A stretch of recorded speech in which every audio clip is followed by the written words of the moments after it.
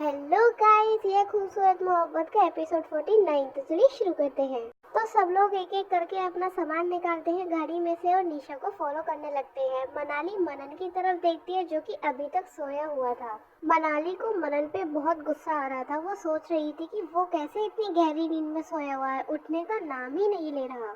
अंश ने मनन और खुद का सामान उठाया और बाकी सबके साथ निशा के पीछे पीछे आ गया और अंश मनाली से मनन को उठाने के लिए कह देता है। अब मनाली मनन को कैसे उठाए उसे कुछ सूझ ही नहीं रहा था। उसने गाड़ी का दरवाजा खोला और मनन को आवाज लगाई।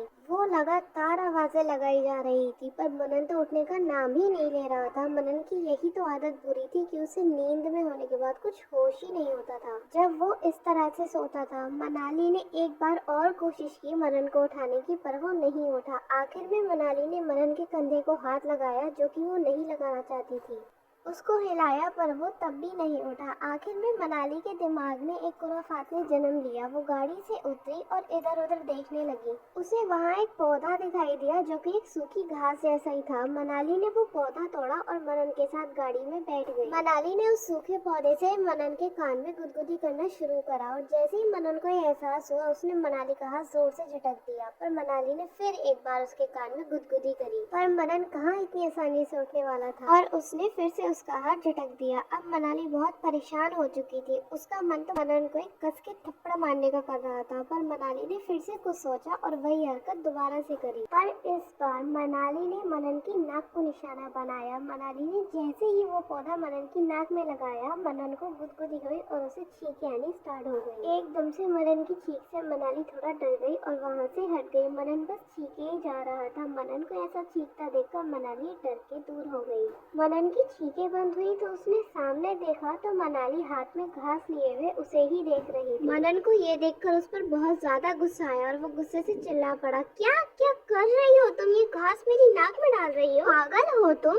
मनाली बड़ी हिम्मत करके कहती है कि मैं तो आपको जगाने की कोशिश कर रही थी पर आप जाग ही नहीं रहे थे, इसीलिए ये तरीका अपनाया मैंने। सॉरी साहब, आपको मेरी वजह से इतनी छींकें आ गई। मनन खिसियाते हुए कहता है, हाँ, सबको मैं ही तो दिखता हूँ ये एक्सपेरिमेंट करने के लिए। वो एक गधा है जिसने सुबह मेरे ऊपर पानी डाला था और एक तुम हो जो ये सब मेरी नाक में डालकर मुझे जगा रही हो। मुझे क्या जंगली समझ रखा है? सबको मैं ही दिखता हूँ क्या? मेरी नींद की तो और मेरी तो किसी को पड़ी ही नहीं है। मनाली मासूम सा चेहरा बनाते हुए कहती है, सॉरी साहब, वो हमें लेट हो रहा था। सब लोग फार्म हाउस चले गए हैं, बस हम ही रह गए हैं, इसलिए आपको बस जल्दी जगा रही थी। मनन हैरानी से कहता है, क्या हम लोग फार्म हाउस पहुँच गए? हम लोग कहाँ हैं? मनाली गाड़ी से निकलते हुए कहती है, सब लोग इस तरफ गए हैं, हमें भी देर हो रही है, अब आप जल्दी बाहर आइए ना। मनन भी गाड़ी से बाहर निकलता है और अपने चारों तरफ देखता है। मनाली अपना सामान उतारती है गाड़ी से और जंगल में निकल पड़ती है। मनन भी उसके पीछे पीछे चलने लगता है। वो दोनों लगभग उन लोगों के पास पहुंच चुके थे। सब लोगों ने मनन को आते हुए देखा तो वो लोग मनन को ताने देने लगे और मनाली की तारीफ करने लगे कि उसने इतना भारी काम इतनी जल्दी कर दिया। और मनन भी मुंह बनाने लगा और मनाली को घूरने लगा क्योंकि उसे ही पता था कि मनाली ने उसे कैसे जगाया। और फिर इतना लंबा चलने के बाद वो लोग कुछ ही देर में फार्म हाउस के सामने ही खड़े थे। फार्म हाउस बहुत ही सुंदर जगह पर था और वहाँ से एक खाड़ी दिखाई देती थी। वो एक छोटे से पहाड़ पर था और उसके आसपास बर्फ से ढके पहाड़ थे और उससे मेन रोड थोड़ी दूर थी, इसलिए उन लोगों को पैदल चल के आना पड़ा।